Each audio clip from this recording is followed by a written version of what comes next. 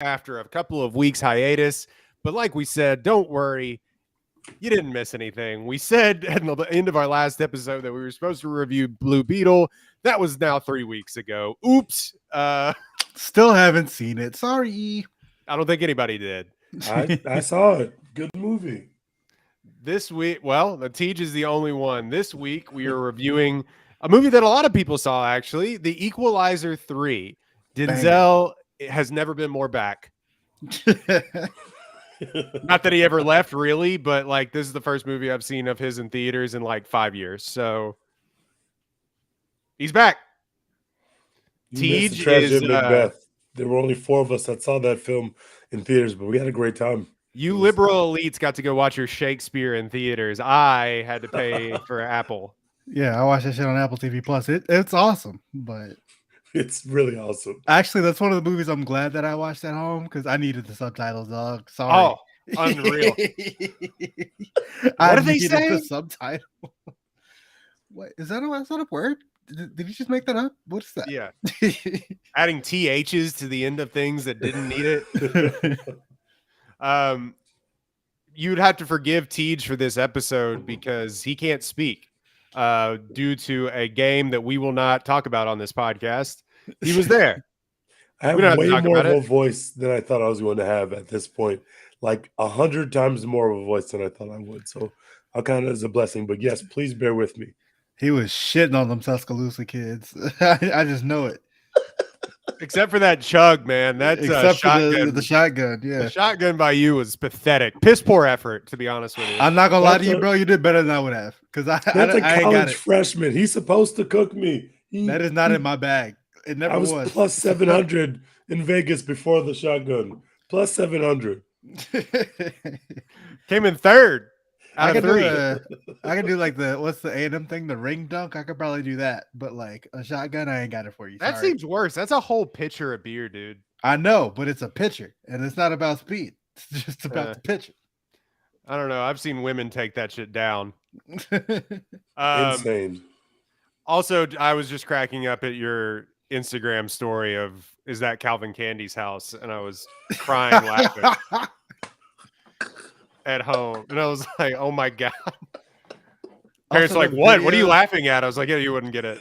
That TikTok that went viral this week of like all the Alabama kids just in the same outfit. I was like, "Yo, this is nuts." Walking in, shirt tucked or untucked, in some varying form of Sperry. The polos, the chubbies, and the Sperry's, just insane, man. But you know, those are my people. Shout out, go to Academy Sports and Outdoors. I didn't not dress like that. That's all I'll have to say. So anyway, Denzel Washington doing some equalizing. Let's talk about it. Came out a few weeks ago. Finally dethroned Barbie as the top of the box office. Incredible run by Mattel. I guess our corporate overlords won again. But the Equalizer 3, rated R, 7.1 on IMDb. Still trending as a 4th-ranked popularity movie overall on that website. Robert McCall, which I didn't know actually was his name going back through these movies. I thought he was the Equalizer. Robert McCall finds himself at home in southern Italy, but he discovers his friends are under the control of local crime bosses. As the events turn deadly, McCall knows that what he has to do. Become his friend's protector by taking on the mafia. Directed by Anton Fuqua, back with Denzel Washington for the 3rd time in this movie. Directing him for like the 5th or 6th time in a movie, I believe. Maybe like the 7th. Written by Richard Wink, Michael Sloan, Richard Liedenheim. Stars Denzel Washington. Dakota Fanning, back with Denzel for the first time since Man on Fire. Yes, Man on Fire reunion. Is it a gimmick? Sure. Do I care? Not even a little bit. Not even a little bit.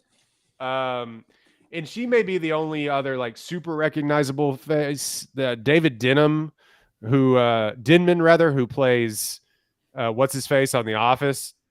Roy on The Office. You may know Roy him from The Office.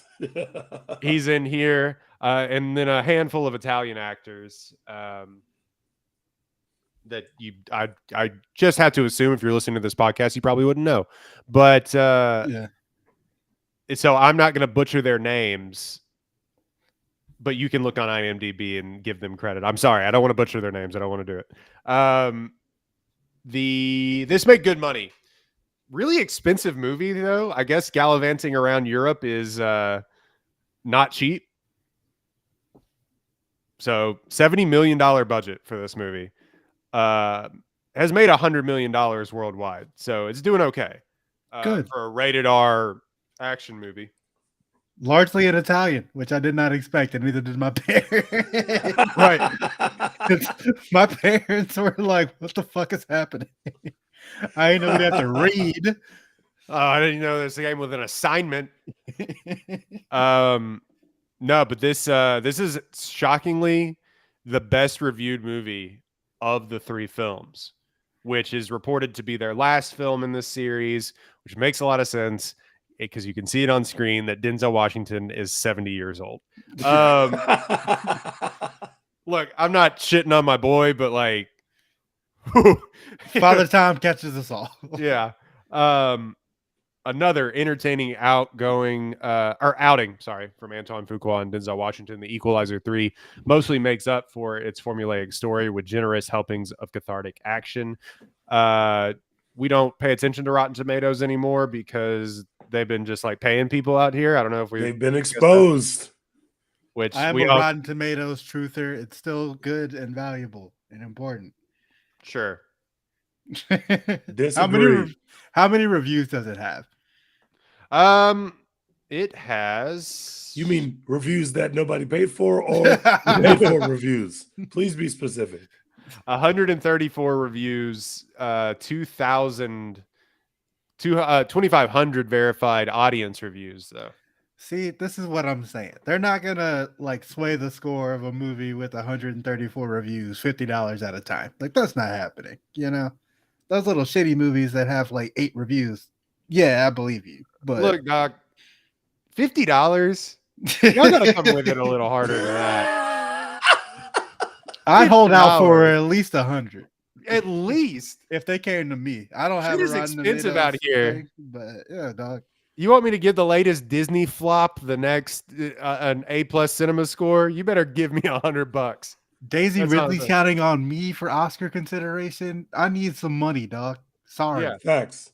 $50 not going to do much for me. But if you send me $100, I will also write that your movie is good. I don't even care to go see it. I don't even have to write that it's good. I'll write that it was a 3 out of 5. Yeah, positive. passable, right. Serviceable. That's all it is that it has to have that little red tomato on it. Anyway, we're going long. There's an article in Variety, I believe, about companies paying reviewers websites.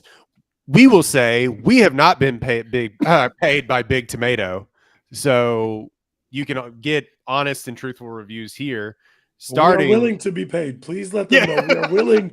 If you would like to pay us Big Tomato, please contact us. I will let Tej go and then subsequently go get some chamomile tea or something. But Tej, give your rating and review for the Equalizer 3, more equalizing. Y'all, I rewatched Equalizer 1 and 2 preparing for this film. I just want to say how much I love Equalizer 1. That shit is great. It's crazy that was a $60 million movie and this is a $70 million movie. Just because one of them is set literally in Italy and looks amazing, and the Italian skyline is great, and one of them is set in East Boston, which no one's ever heard of before. Anyway, I've seen this film twice now. This film is not very good. It's not bad, but it does not capture the specialness of Equalizer 1. I think Equalizer 2 is a little less special, but you do get Pedro Pascal, which is always fun. He's just amazing. And as you watch the second movie, spoiler alert, you can tell Pedro's the bad guy literally from the second you see him on the screen for the first time. But it's still a perfectly fine movie. This movie it's missing so much of the small movie charm that Equalizer 1 gave us. So this film takes place pretty much exclusively in Italy. By the way, I just wanted to say that was a suggestion from Denzel Washington, who was like, Anton Fuqua was like, you want to do another thing, another Equalizer? And he was like, yeah, what about Italy? I spend a lot of time there. Genius, completely genius working conditions. Italy looks beautiful in this film. Italy looks amazing. And I think he's still doing Denzel. It's still just amazing to see Denzel kind of give us these little laughs and give us these like huge displays of masculinity right before you know he's about to kill all the dudes in the room. That still just works. Like, I don't care how old Denzel is, hearing him quip back and forth about how people, like, I'm going to give you a chance to change your ways, even though you might have been a criminal your whole life, and you can't just like stop being a criminal because a senior citizen told you in a restaurant one day that, like, hey, you should probably stop that. He still gives them a chance to be on the up and up, and then he starts singing gospel songs and killing the fuck out of everyone. Like, there's only so bad you can make a movie that has that premise. The opening scene is really good. Denzel still, obviously he's old, but he's still giving you Denzel. But man, I don't know what Antoine Fuqua is doing here. All these fade outs in this movie are so over the top. Why are we fading the movie out so much? I couldn't believe, especially on my second viewing, just how many fade outs there are in this movie for no reason at all. There are no fade outs in the first two films. And I know that we're in Italy because Denzel wants to be there. But why are we doing fade outs in 2023? This movie doesn't do much for me, especially if this is going to be the last one. This is the only trilogy that Denzel Washington has ever made, guys, ever. So for this to be the whimpering end to the Equalizer series hurts me so bad. There are some good moments, there are some good fight scenes, but I end up giving it a C plus, and I probably lowered that from a B minus from my first viewing because I was just like, what are we actually doing? Why does this film exist? And I shouldn't have to ask those questions when I walk into an Equalizer movie.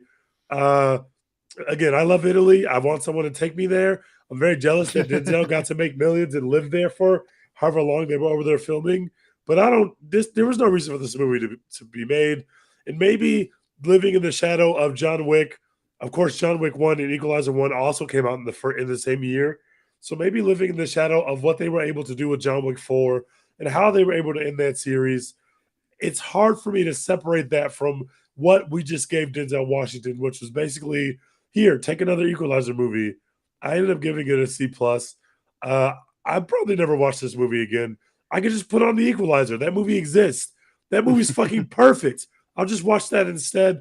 Seeing him clean up everybody in a Home Depot is much cooler than seeing him clean up everybody in an Italian mansion. Even though Denzel Washington singing gospel at the end of someone's life was one of the funniest things I've ever seen in the movie theater. I ended up giving it a C plus.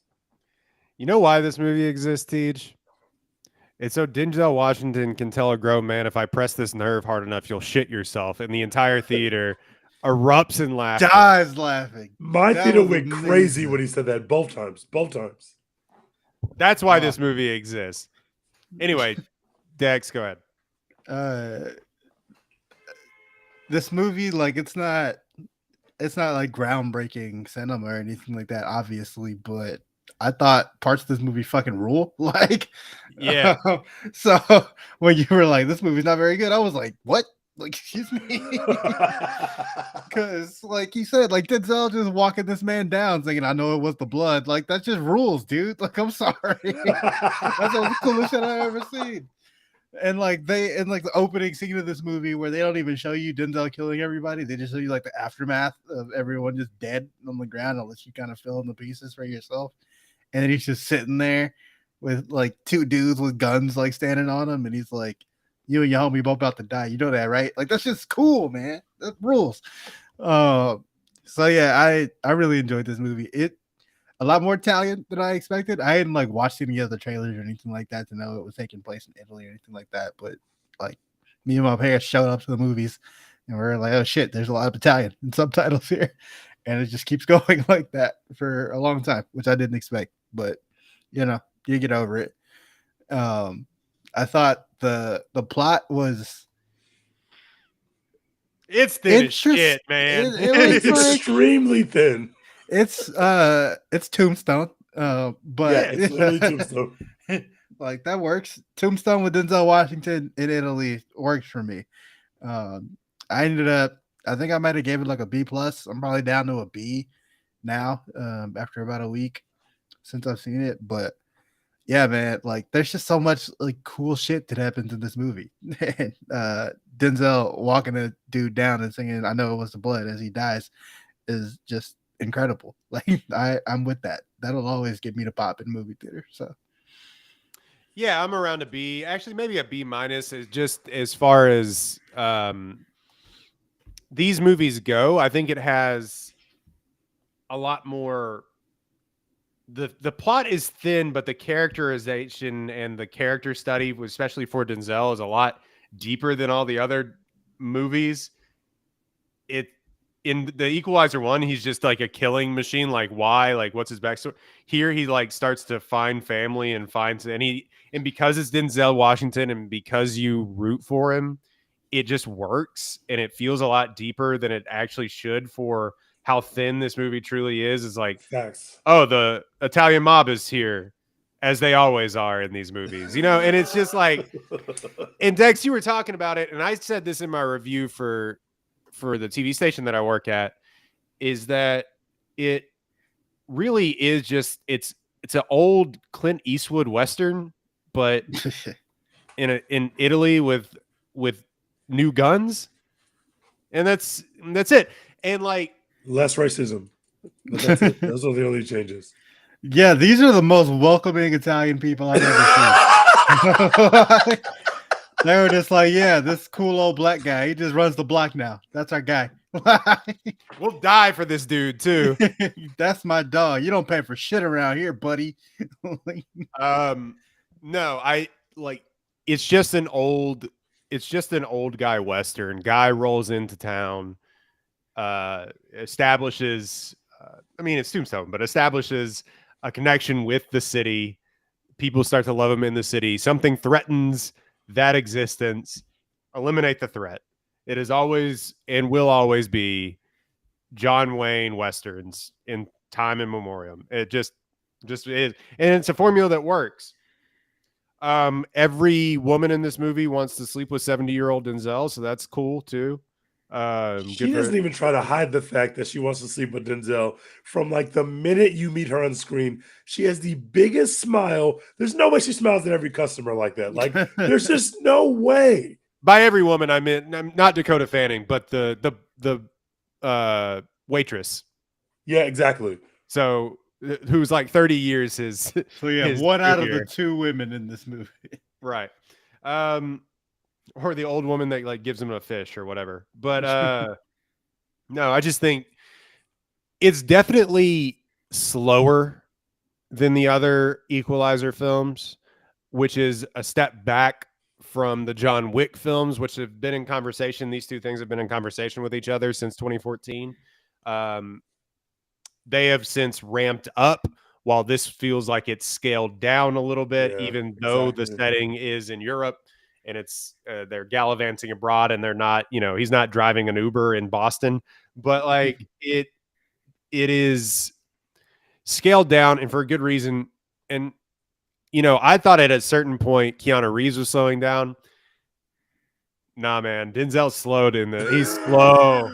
He is slow in this. There's purposeful cuts where he's not even in the frame. Like him reimagining going through that house is from a first person point of view. So you don't have to see Denzel actually do the thing, like clear the house. And I take points off it for that. It's not his fault. He's 70, but it is like, you can see it. You can see the seams, as we always say on this podcast, and it's busting at the seams. And look, I will say this: you can just do a lot worse in the theater than have Denzel Washington deliver bars or walk out holding two guns and be like, "I'm right here," and you're just like, that was incredible cinema. That was incredible cinema. Like he didn't fight anybody, but he walked out and did the gun thing where he just taps his guns together as always, like from Training Day. And he was just like, I'm right here. Like, you want to go? Like, let's go. He's telling them to hurry up. They're like, we'll come back. He's like, hurry up. Yeah. Hurry up and go back. I mean, it just made me remember that I have not seen a Denzel film in theaters in years. Like I just go back to it. Equalizer 3 came out in 28 or Equalizer 2 came out in 2018. I'm not quite sure I saw that in theaters. These were prime like cable box movies for me. But like I don't know when's the last time I saw a Denzel movie in theaters. The Little Things, which is a bad movie, came That movie out. fucking sucks, dude. Yeah. Oh movie my stinks. god. That shit stinks. Came out directly like on HBO Max. It made like $30 million, but that's when they didn't know what we were doing with movies in theaters. I'm a Ma safe house Rainey's truther Black though. Bottom was Netflix, so Was he in Ma Rainey's Black Bottom? apparently. Oh no, he was a producer. Never mind. Sorry. Yeah. So yeah, Safe the House last was also Netflix, wasn't it? Or was that released No. in theaters? that was released in theaters, but that was a decade ago. Damn. Yeah, just I'm saying it's been few and far between, really. Equalizer 2, Roman J. Israel. I think I saw Fences in theaters, but it's been these Equalizer movies and then sandwiched in some of these character dramas. One, he got nominated for an Oscar, The Tragedy of Macbeth. Actually, I think he got nominated for Roman J. Israel too, which sure. Roman J. Israel's good, but yeah, your point definitely stands. He's in a different part of his career, and you could see it. That's why the Equalizer is such a. It literally came out of nowhere. Like the concept sounds so stupid on its face, but Denzel has so much charisma that it literally just carries everything to the top. In Equalizer 1, when the Russian guy shows up to his house and he's kind of acting like he's a cop, but he also has a thick Russian accent, so he's obviously not a cop. And Denzel opens the door and he just walks like the way that Denzel occupies the space in the scene. It's like you wouldn't just walk up on a Russian gangster outside your door and treat him in the way that Denzel's treating this dude. Denzel's accosting him back. Like Denzel's asking him, like, how'd you find me? How'd you find me? He's like, it's our job to find people. He's like, who's we? Like the way that Denzel's interacting with, that's what I will always remember from every Equalizer movie.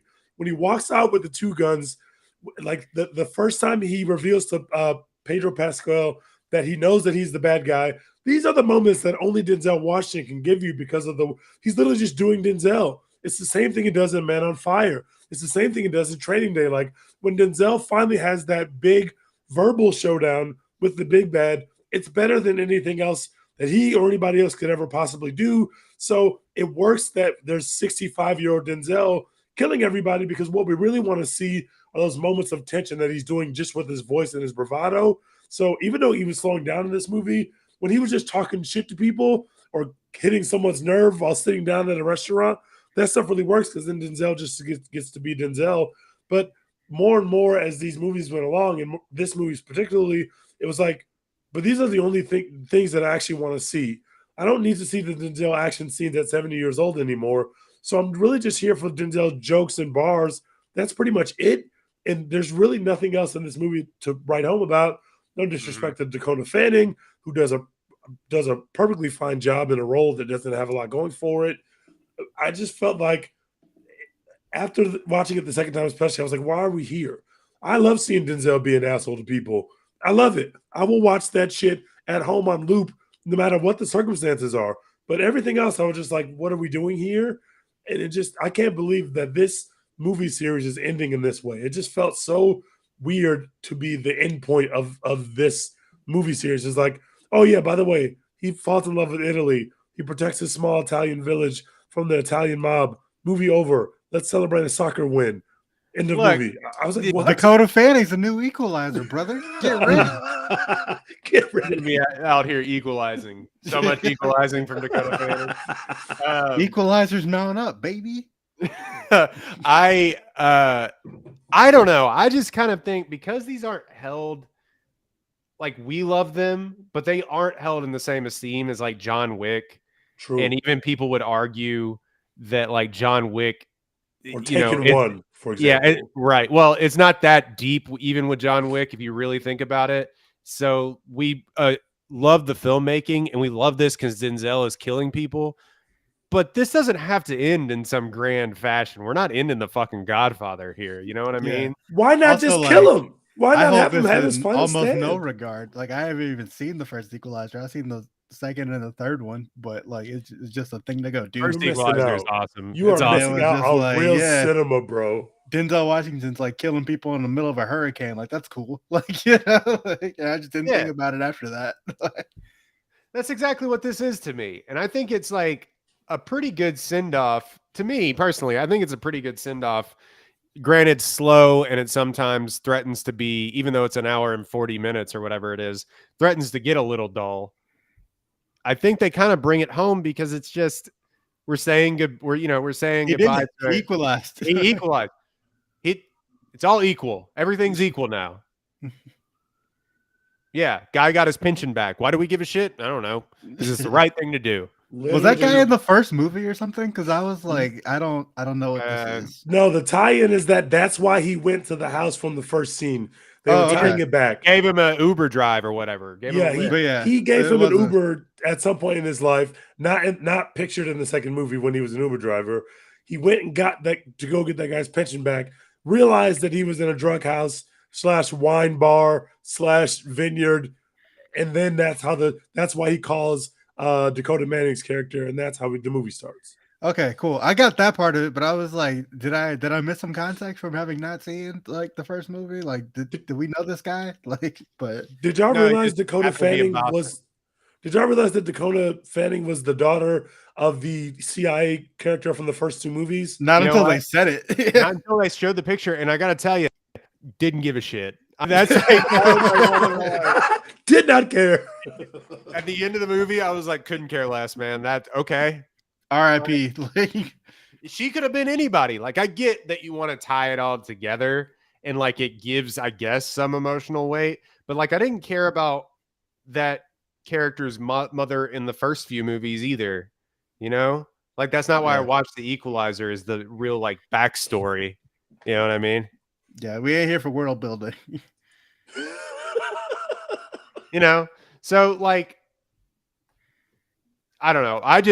My review is I take points off because Denzel is moving like a baseball player that's like in his 30s and or moving like Aaron Rodgers currently, RIP. R.I.P. Man died in 3 plays. Yeah, How hate to see it. anticlimactic. Did you see that, Dex? He rolled his No. ankle already. I thought like some people tweeted about it. I didn't see the actual play. I was like, what the fuck? You mean to tell me everybody didn't tune in to see the Zach Wilson experience in Monday Night Football? I thought that's why we all turned the game Yeah, on. bro, it's big Zach Wilson hours. How'd your mom? Man, what if he's just as awesome? Yeah, he's just. He better Like, they be. did- I don't They know. did what this else whole to thing.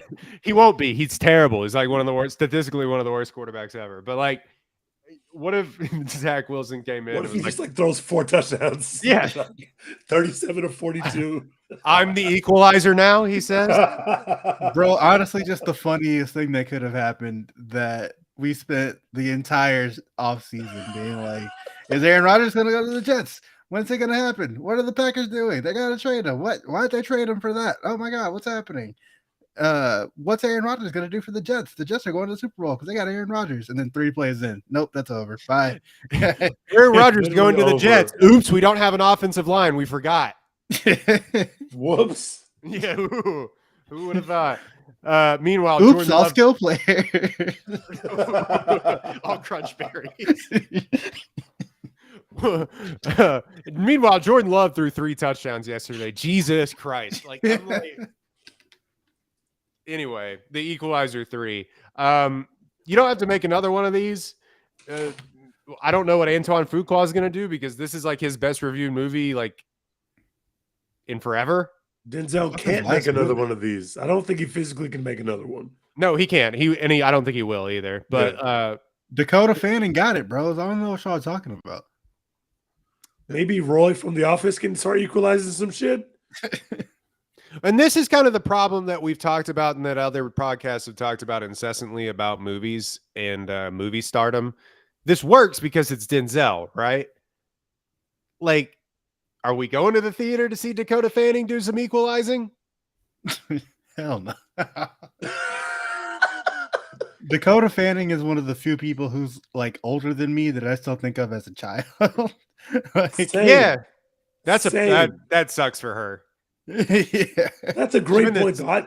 The whole time I was like, "This is a child, though. Why is this a child like?" 30-year-old woman. Yes. Her and Ariana Grande. It's like y'all Well, kids forever. Sorry. she's been famous forever. Forever. And lucky for her, she's one of the child actors that has actually sort of continued to, like, she was gone for a minute, but she's kind of made it, and her sister kind of superseded her. But like it's cool to see her still doing it. But yeah, like the only reason that these movies work on a thin premise is that it's Denzel Washington doing the thing. Like the There's just closest that nobody we, like him. There's no well, one like Denzel Washington. you know, like who can do this? Denzel. The only reason the Keanu Reeves we've established cannot act, but he is good at doing the thing in John Wick that everybody loves, which is not talking and flipping around, Just which is saying no awesome. words. Yeah. So we've established that works.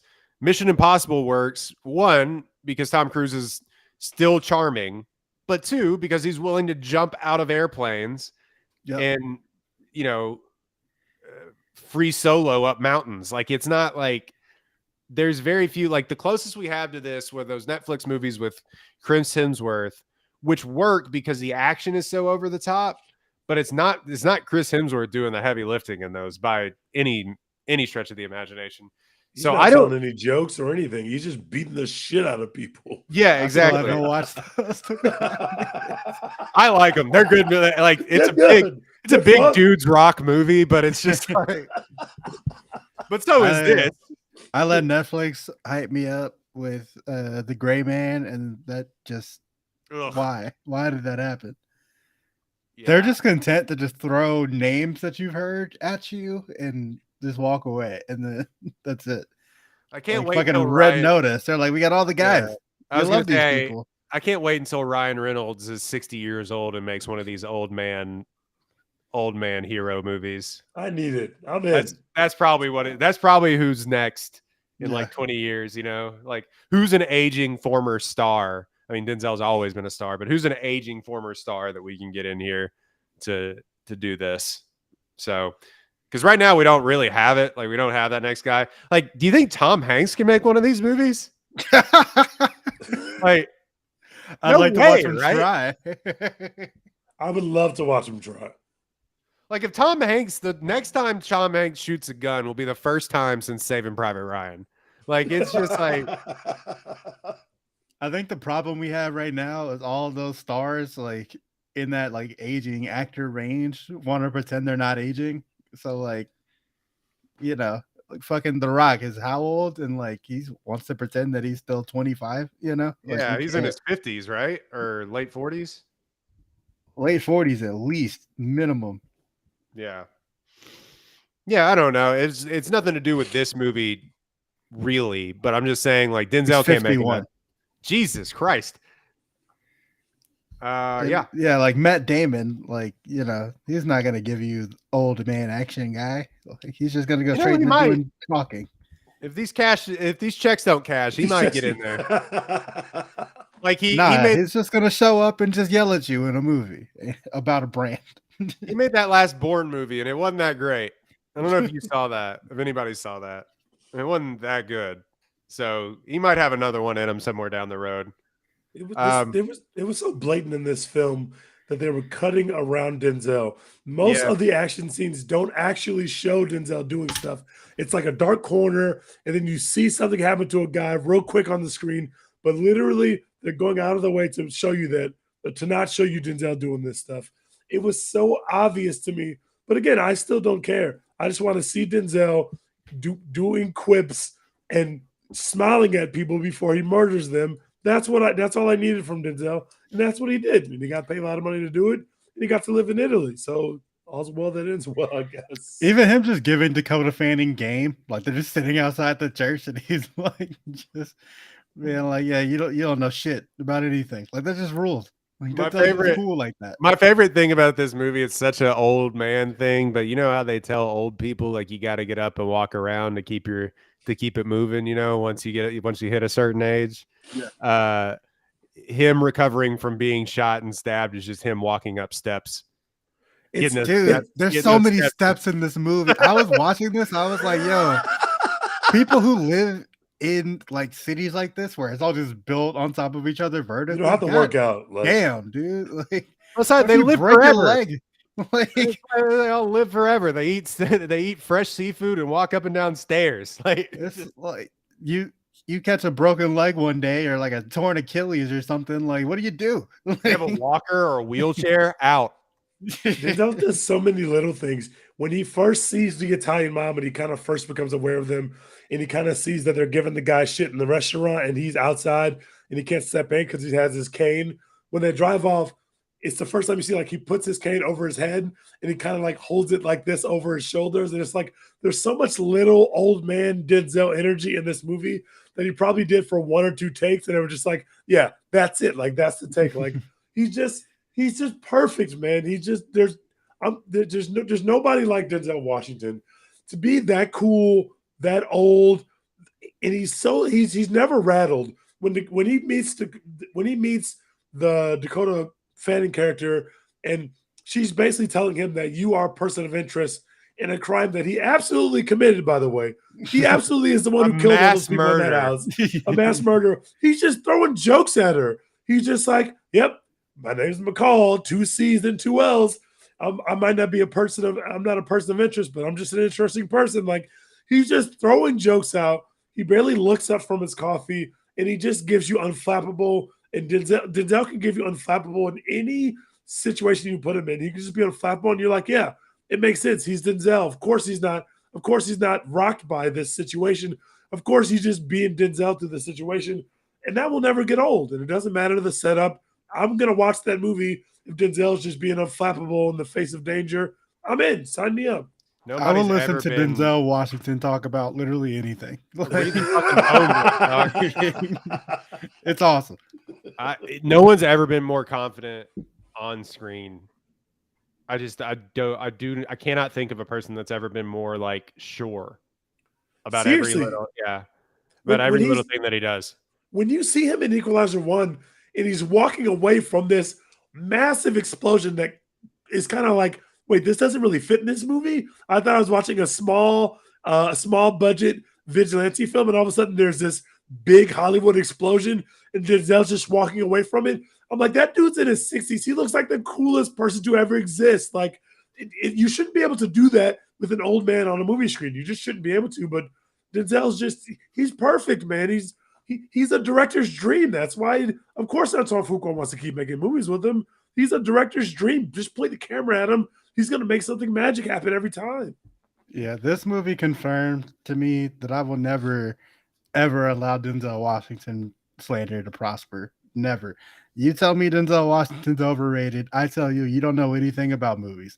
Like, you don't know what you're looking at ever at any point. That man is goated. And it's not like, I don't know. Like, there's sometimes he's tried to do like different characters, you know, like do a character study of something. But really, a lot of the time, and this is going to sound bad, but it just, follow me here. It's just Denzel Washington. You know what I mean? Like, that's enough. Like, plug in the Denzel archetype into whatever kind of character you need, and it just works. Right. Denzel Washington is a lawyer. Denzel Washington is a crooked cop. Denzel Washington is a football coach. Like, it's just, it's awesome. Like, it just works. And he's one of the few actors that you can do that.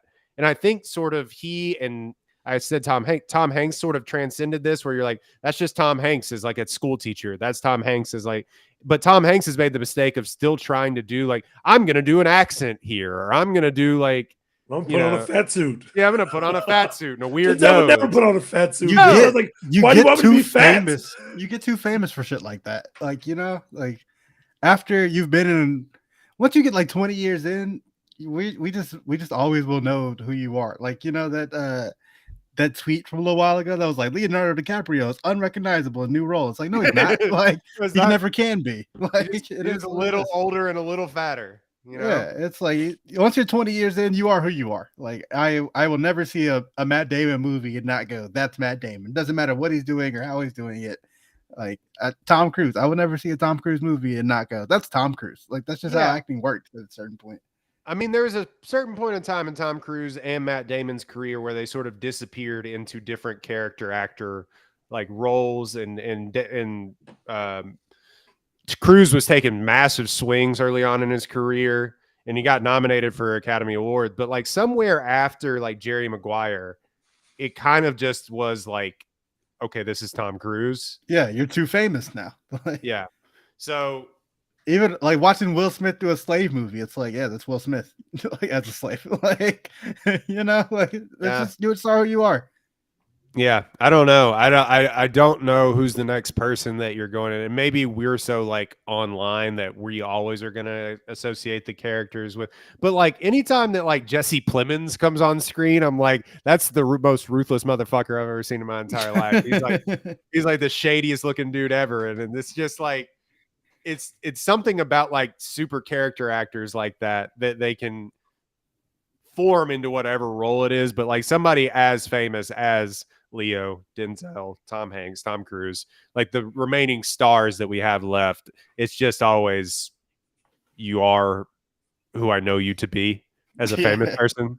I'm still mad that they made Jesse Plemons a good cop in Killers of the Flower Moon, because he would have been perfect as a piece of shit, horrible person, murderer. That's where he gives me his best roles. I'm interested to see him as a good guy, but really, as soon as he pops up on the screen, I'm gonna be like, I don't know if I trust that guy. Like, I just don't trust him. He's just not true. He doesn't have a trustworthy face. He just doesn't. Shifty face, man. Just shifty. But the funniest thing about Killers of the Flower Moon to me, and then we'll wrap up here, like talking about this, is Leonardo DiCaprio is supposed to be like a 28-year-old man. Is he? Yeah, they wanted him to play. They initially Scorsese wanted him to play the part of that De Niro is playing, because that guy would be the same age as Leo is currently, but they just made him a really old man. They just made him really old instead. Yeah. Like, he's older, it's whatever. Like, you know, how old is De Niro anyway? 60, 85? Who gives a shit? But yeah, but Leo was like, I want to play the younger guy. I want to play that character. And they were like, okay, I guess we'll get this other awesome actor in here to do the other thing. Y'all see, they're already signed on for their next film. They're doing the next film together again too. From that same writer too. From the same writer. Yeah. Isn't it about the ship or something? Yeah, it's like a warship. There's like a warship thing and like a crud. It's called the Wager.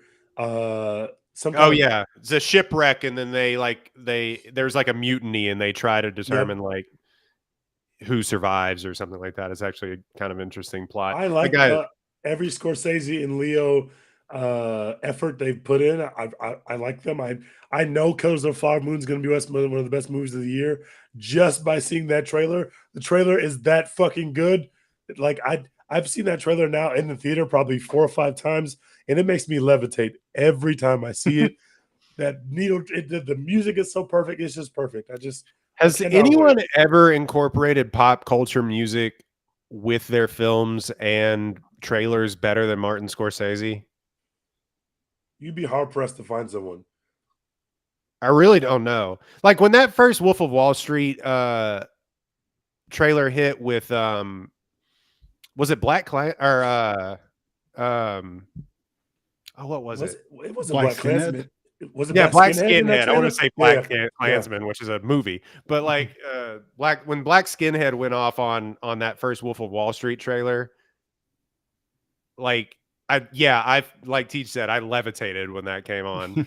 But like, I don't know. We're talking about a movie that we didn't even sign up to say we were going to talk about, but it's coming out soon. Jordan Peele's on his way, by the way, to the pop culture trailer thing. Yeah, that's a good point.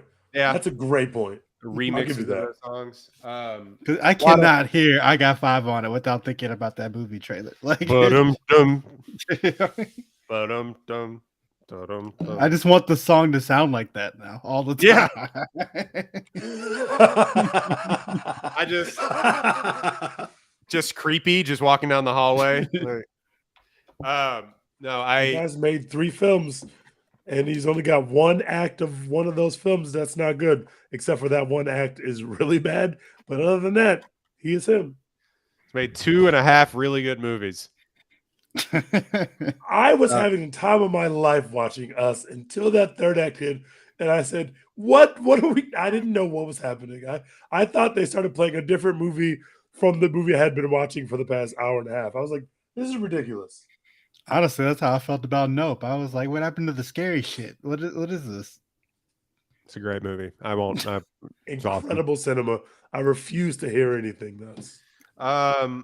Yeah, a lot of movies. We were talking about Killers of the Flower Moon because that's like early buzz on that is that it's probably going to challenge Oppenheimer along with a couple other movies. But there's a lot of movies that we haven't been able to talk about. One, because they really haven't come out here, but also they premiered at Venice and Telluride over the past week. So including a lot of like Netflix stuff like The Killer and I believe The Bike Riders. No, that may not be Netflix, but The Killer came out. The Bike Riders came out, which got like really rave reviews with Tom Hardy doing another weird accent. So shout out to him. That's another dude that refuses to do a normal character, but I'm still like, that's fucking Tom Hardy. Like, just I love Tom Hardy. Just be British guy, but he won't. He just has to like, I'm gonna do a Chicago accent now. He tried to be normal British guy, and This Means War, and everyone was like, "This fucking sucks." He was like, "I can't never do that again." No, thank you. No, anyway, so a lot of those movies came out. Have y'all heard any buzz on any of those? Honestly, I've been Riders checked trailer out. looked I'm not good. gonna lie to you. That Bike Riders trailer looked good, but I haven't heard a lot of the buzz on it, but it did look good. But Bottoms apparently- is also out here. Bottoms Yeah. is real cinema. Go see Bottoms. Apparently, the movie called All of Us Strangers with Andrew Scott and Paul Mescal and Claire Foy is the one. Apparently, Claire Foy is back in these streets. Yeah. Shout out to the Queen. Yeah, so a lot of those movies premiered, but yeah, so do y'all want to do the Equalizer 3? Go see it or not, or wait till it comes out on fucking what? What would it come out on? It's Sony, so Netflix, I guess. Probably, the second one is on Hulu, but the first one doesn't even stream, so I have no idea. Yeah. Anyway, so let's do badass actors and actresses draft. Let's see. Not necessarily the character. I mean, I guess because of the characters that they've ended up playing, but yeah, just like the coolest fucking people. Like they're on screen, they're badass. Like it doesn't matter who they are, what they're doing, what the movie is. Yeah, they're badass. Denzel is one of those ones. Like, yeah. So let's get a draft order. I'm not going to cut any of this out. We haven't been podcasting. Well, hold on. Dex, what happened with your did you just have to cancel your AMC A list? Yeah, I'm budget cuts out here. You know what I'm saying? Oh man, was that like the Wesley Snipes meme where you're just having to like yeah, point a gun into like cry? Yeah, it's like, do I want a place to live this month or need these 3 movies? All right, we are going with Dex Royden-Teague. Badass actors and actresses draft. Go ahead. Okay, well, I'm gonna just go ahead and with my first overall pick, I'm going to take Tom Cruise.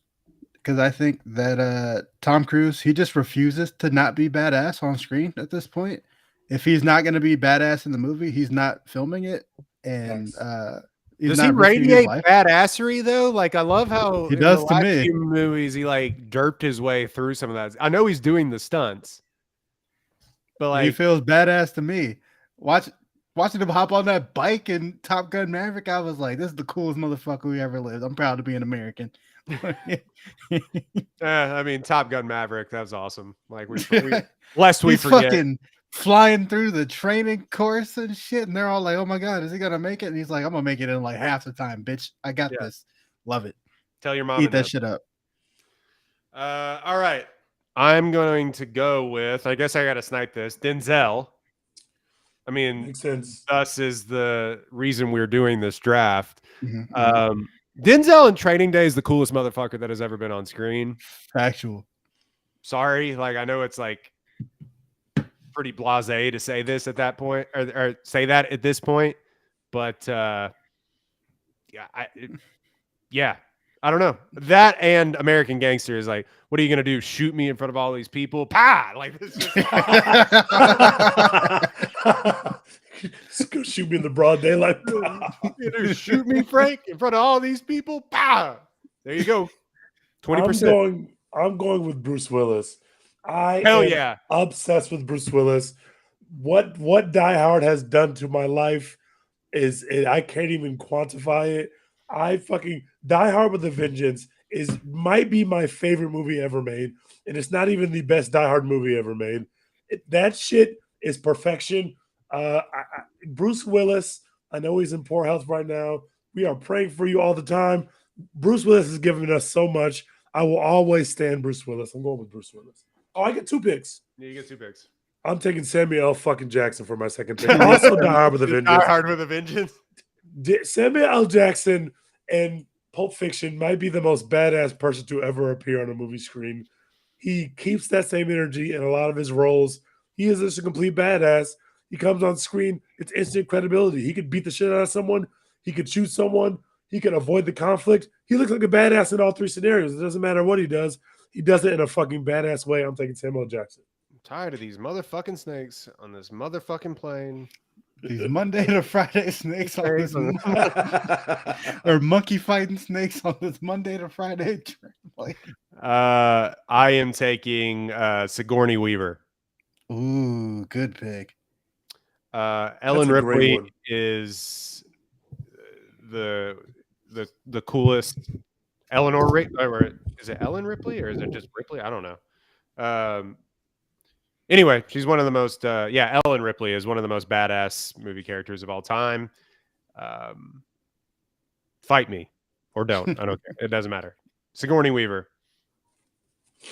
Also, still got it. I'll just throw that out there. To this day. Yeah. I'm gonna go with. I don't know. Let's go. I guess I have 2 picks here. I'm gonna go with. Fuck.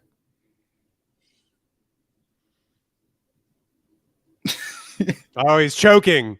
He's choking. He hadn't done a draft in a long time. I'm choking. It's been so long since we've done this. Trying to think of all the badasses. I'm gonna go with Brad Pitt. No one has ever looked cooler than Brad Pitt in Fight Club. No, nobody's ever been hotter. This is fact. No one's, and like him in Once Upon a Time in Hollywood, also the coolest anyone's ever been. Holy shit. Like him just being high and like what the fuck, and just decking a kid in the face with a can of dog food. That rules. Hardest I've ever laughed in my entire life. Oh my god, that was so fucking cool. I will never forget that theater experience because we were all so scared about what Quentin Tarantino was about to do with the Manson murders. And then that shit happened. And we were all like, oh my God, yes, thank you. Well, it's so funny because he's like, what'd you say to me? He said, I am death, destroyer of worlds. And no, something dumber than that. And then just fucking goes to town on these like kids basically in his apartment while not even really knowing what's going on. Also, Bullet Train, that movie rules too. Oh, it's fine for Bullet Train. Let's see. Next, I'm gonna go. Wait, you don't get 2 picks. I get 2 picks. No, he gets 2 picks on the turn, Doc. How? It goes. Oh, he's first. That's right. Yeah. This is how a snake draft works.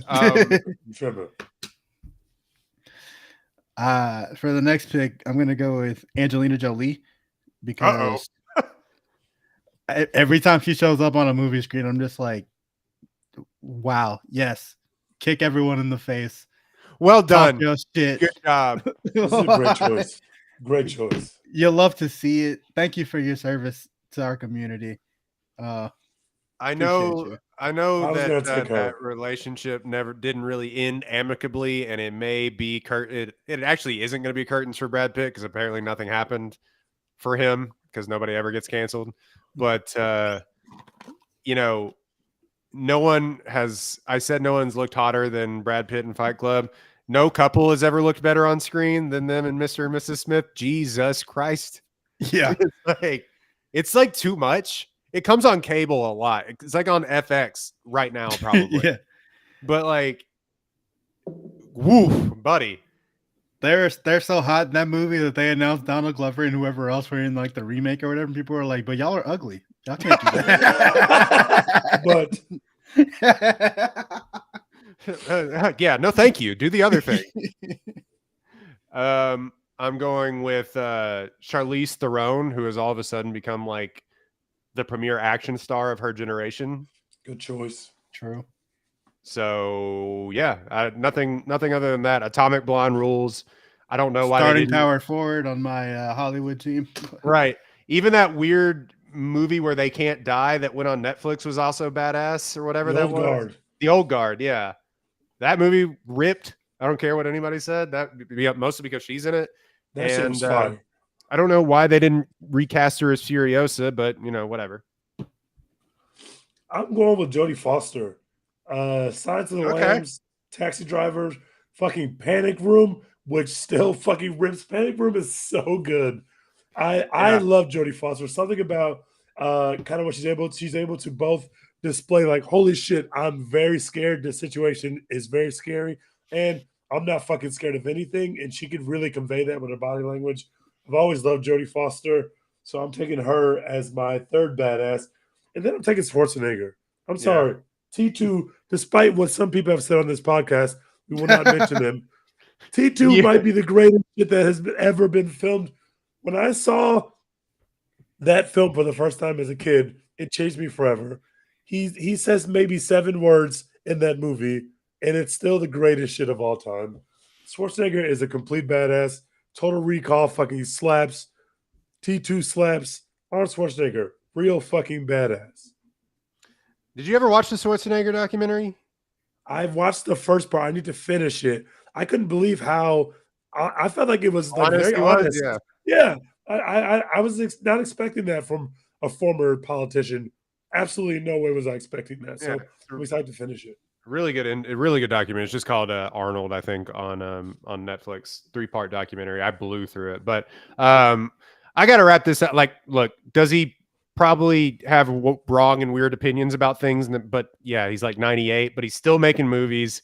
One of the legends of Hollywood, Clint Eastwood, one of the baddest dudes on the planet when it came to just showing up on screen and scowling, and people were like, yes, whatever that is. Squint harder at the camera. I love it. Like definitely some other white guys I thought you were going to take before. But Do You Feel Lucky Punk is incredible. Still incredible. To this day, that shit bangs to this day. That's true.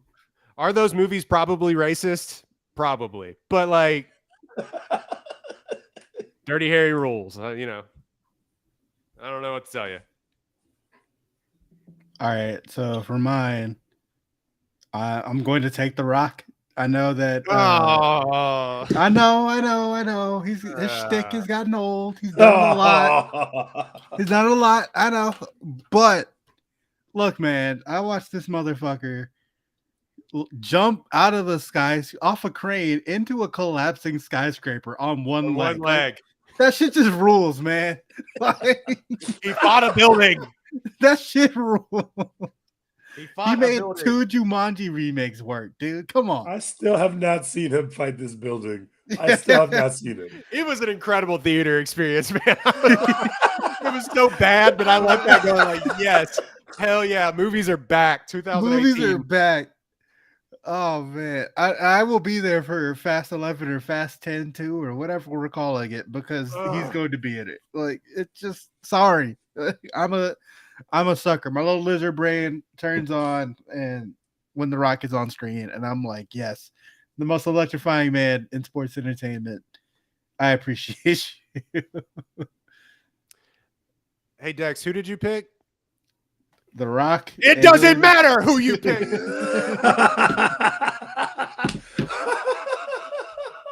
Yeah, you got me. Yeah. Fuck yeah.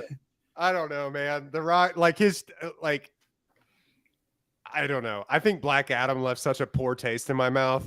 Black Adam sucks, and a lot of his movies suck, to be honest. But like, he's just so cool still, man. Like, I don't. Yeah. Anyone It's else? The Rock. Yeah. Yeah, it's true. I'm Anyone surprised else? neither one of y'all took Keanu, honestly. But No one took Star-Lord?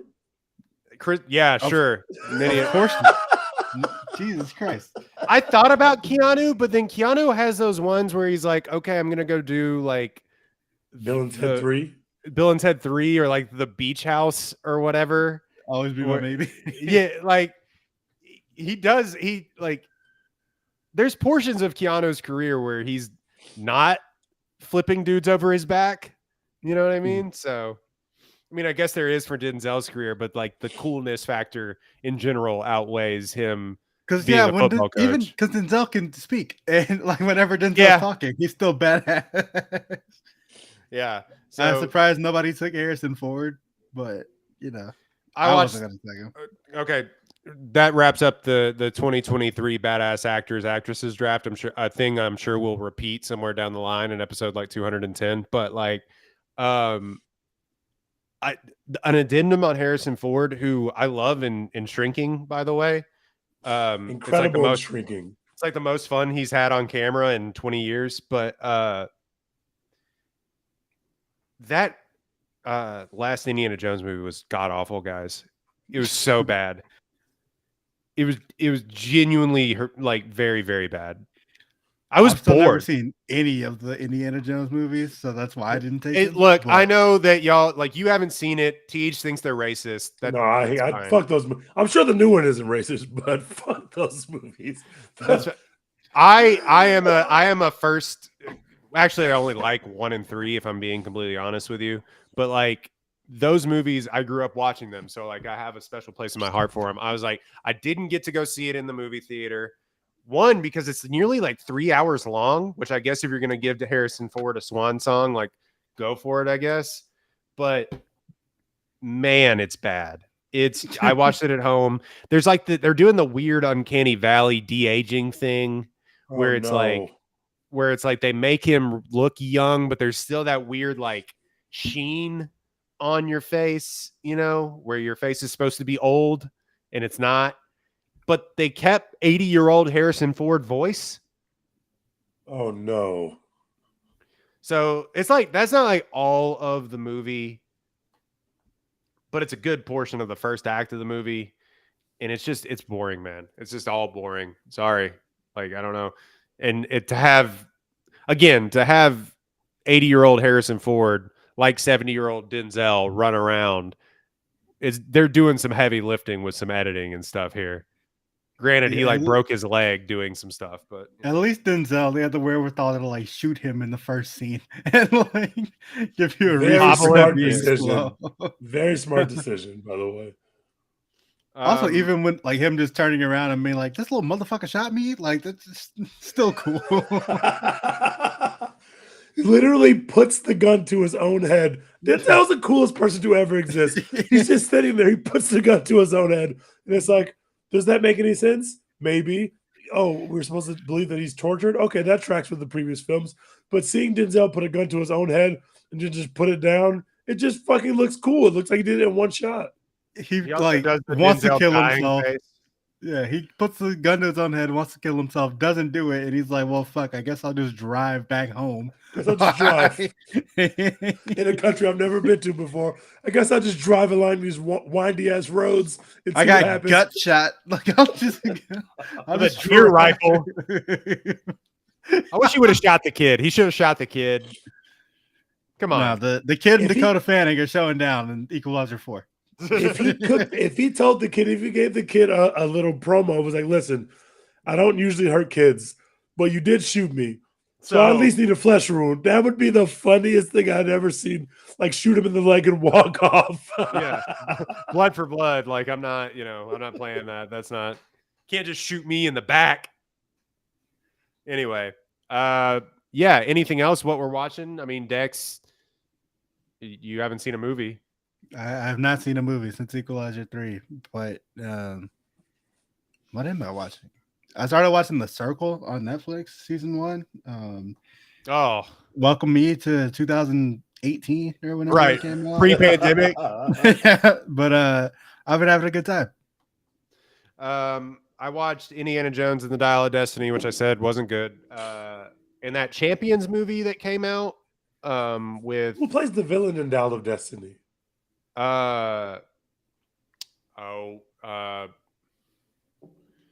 Don't get me lying. I know exactly who it is. The dude with the most striking facial features on the planet. Brad Pitt.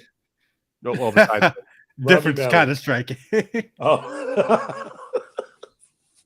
Mads Mikkelsen. Oh. Yeah, he's basically, which has anybody ever looked more like they should play a Nazi than Mads Mikkelsen? I don't know, but yeah, he does a really good job at it. You're like, he comes on screen, you're like, Nazi, I got it. No affront to Mads, but like he is a striking looking human. Speaking of Nazi, I still have not seen what's that movie called? Sifu? I haven't watched that either. I still haven't seen that, but I'm going to.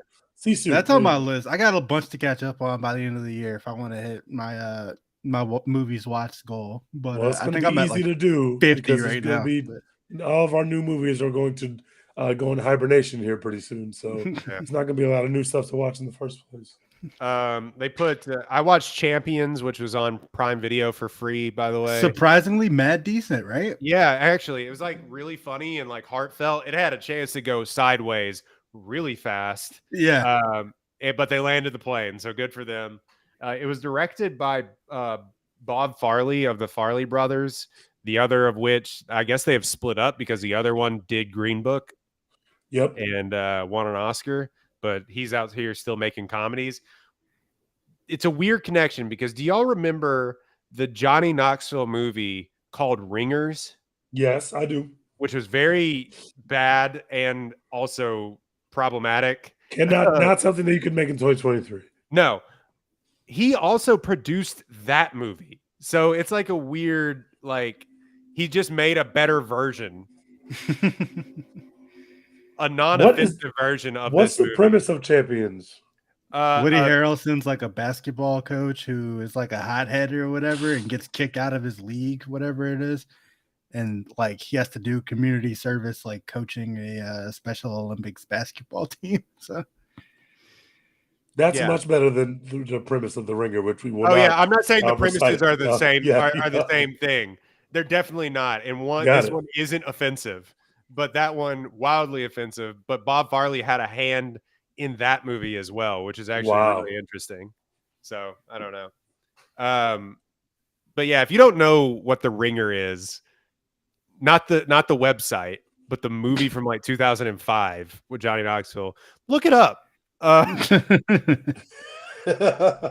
You may be stunned to know what that movie is. Anyway, so I watched that, which is free on Netflix, or not on Netflix, on Prime Video. And I've been reading. I found a book that I can read. Hell yeah, brother. Yeah. I've read 300 pages of a book, fellas. I don't know if you need to hold your applause. I need to get back on it, man. I've been slacking. Dude, you made a Goodreads account and everything, man. I did. I was committed, and then I just stopped. That's how reading goes, by the way. It's not like Netflix, like you just pop in and out of a show. It's like, for me, I'm like, I put down a book, and I feel guilty about putting down that book. Because I'm like, I picked this out to read it. I paid $14. Yeah, and I try and buy books now. Because like if I buy it, I'm like, I have to read it. I spend money on it. I like for a little while I was like, I had the Libby app or whatever. You can like check out books from your library and like Yeah. read them on like your iPad or whatever. And I was like, well, I'm not spending any money, so I don't care. So I don't read. But I gotta get back on it. Struggling. Library cards are like $2, by the way. Dude, library cards rule. The library is like the public library is one of the greatest things this country has ever done. Yeah, exactly. It's like, and we just don't want to fund them anymore in this country. But it's just like, hey, if you give us 30 cents, you can check out the most unlimited amount of knowledge that you could ever want. Dude, my library, like if you have a library card, you can get LinkedIn Learning for free through my library. Like, Really? I was like, what the fuck? Like LinkedIn Learning is like $30 a month. And you can just get it at the public library. Like just have a library card and link that shit to your fucking LinkedIn account, and they will let you do LinkedIn Learning for free. I was like, why do people not know about this? Because much like everything else in this country, it's underfunded. Like I don't like.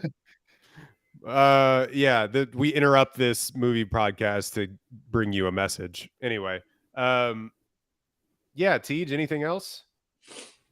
I haven't been watching a lot of movies. I've been much like it's sports. y'all. It's been all sports. It's been sports, and I've been catching up on TV. Watch Winning Time.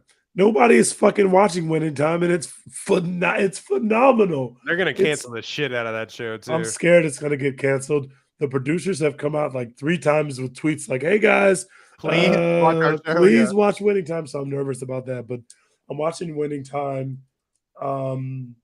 And I got a large backlog of movies that I want to get to, and that's going to be easy because there's nothing out in the theaters that I want to see for a good little minute. Like, what do y'all think our next episode is going to be? If you had to guess, because I was scrolling yesterday. First of all, my movie theater didn't even show that there's the new Hunger Games movie coming, but then I don't think it's gotten pushed back yet. Like, I just didn't see it. I don't give a shit about that. I didn't even. I love the Hunger Games, and I could not give a tinker's damn. I feel the same way. I'm there. I feel the same exact way. I'm in there. Rachel Zegler Hive, baby. I am in there. My Big Fat Greek Wedding 3. You know, I've never seen either of those films. Same. I've watched most of the first one, and the first one was like a phenomenon. Yeah, it was huge. It was everywhere. Okay, I do want to see that movie, The Creator. Oh, I do want to see that. Bottoms is still playing in my theater too. Go see Bottoms, Ring. You will fucking love it. Marshawn Lynch is a revelation, bro. He's great. A Haunting in Venice, a film that I couldn't give a shit about either. Like, okay, how did they get this many stars to be in this movie? I got an invite to a screening for that. And I'm like, I don't know if I want to go. It's just like every star in Hollywood. They've done this with 3 of these Hercule Poirot movies, where it's like, how do we get this many people in these? But this one's a horror movie, so I don't. Anyway, I don't. Oh, The Dark Knight is streaming this Saturday at my theater. Yeah, and this happens to be a pretty shitty day of college football, so I might be checking out at least The Dark Knight and/or The Dark Knight Rises on Saturday, simply because the college football slate is leaving something to be desired. So yeah, if y'all want to be in the movies but you don't know what to go see, go check that out. Let's go relive that. Oh, real quick, Dex, I know you've looked at tickets.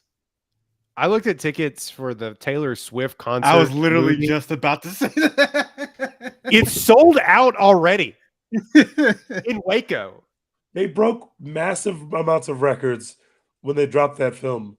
They're making money hand over feet. Not only are they charging $90 bajillion for the actual tour seats, now they have the movie and tickets are selling like hotcakes.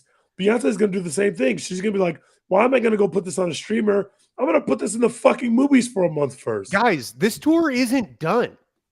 It's insane. It won't be done for like another year. Yeah.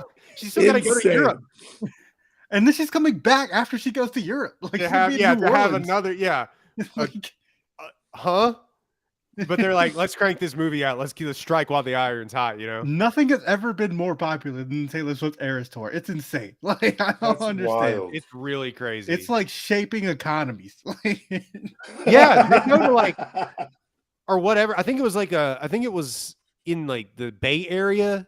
One of those towns that's not San Francisco, but like in the Bay Area was like, yeah, it brought in like $5 million to our economy. Like it stimulated like growth. Like what? I'm looking at like the first showing at my theater, the like 6 o'clock on Friday or whatever. There's literally only the handicap seats left. There's nothing else. That's crazy. insane. Yeah, Caitlin was like, "We need to go see it." Like, I'm gonna go see it. And I'm like, "Okay, I'll look for seat." There wasn't seats. I will be there. I am going. I will not be there, but I just have to see like this is the thing. This year. You'll be in there and being like, "So, are you like more of like a Red or 1989 person? Like, which, 1989 is the correct answer, but Yeah. we don't have to get into that now. Anyway, the Olivia Rodrigo album is better and good. So, thank you very much. Oh, that album bangs. Zach Although- Bryan saved music. Sure, I like Zach Bryan as much as the next guy. I still don't know how I feel about that album. That album rules. I don't I still don't know how I feel. It's up in the air. Teach has never heard of Zach Bryan. Teach has heard of Zach Bryan because all those white people walked by his there were all these apartment. White people walking around downtown, except for they were dressed like Midwestern white people, and I was like, "What am I missing? What's happening?" They were all going to a Zach Bryan concert at He's the him. Crypto Arena. Yeah. So that I is. don't think I've ever heard one of his songs ever, not even once. I'll send it to you offline. I'll send you a Spotify link here in a little bit. He wouldn't even click that if his life depended on it. He'd be like, "Yeah, great."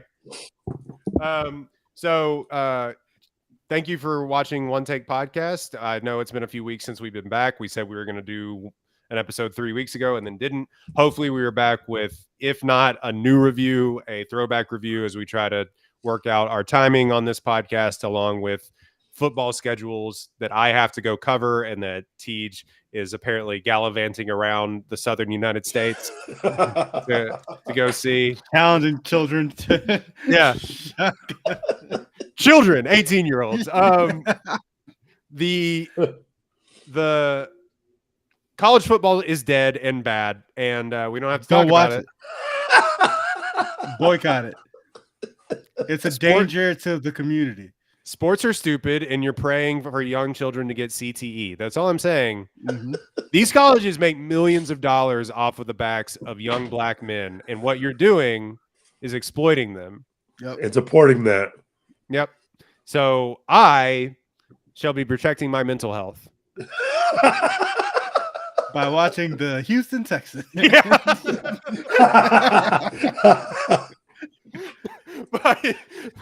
by watching grown men get exploited for cash.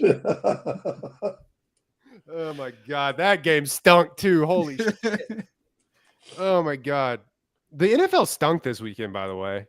I don't know if like or Tej, I know you're not a huge NFL fan. Everyone was bad. Except for Tua. Anyway, I'm rambling. Deshaun Watson was the worst quarterback we've ever seen, and he still won like 24-3. Like, That's nasty. That kind of weekend. Joseph Burrow, stinky. That's so nasty. Danny Dimes, also stinky. Oh my God. Oh yeah, I forgot you're a Giants fan. That stunk. Does that stink? Boy. That has to stink. Luckily, I have removed myself from NFL fandom years ago. Thank God. What the fuck is that smell, Tej? Thank God. Oh man. Anyway, 40-0 on your head. That's crazy. In front of everybody. Yeah. Anyway, don't watch football. Watch us. Go back and stream all our episodes. You can watch us at One Take Podcast on YouTube, One Take Podcast on Twitter, Instagram, the like. Thank you so much for liking, downloading, and subscribing. We would really appreciate it if you did that. And hopefully we will see you soon. Dex, what are we doing? # support from Lawrence Pugh. We out here. All right, we're out.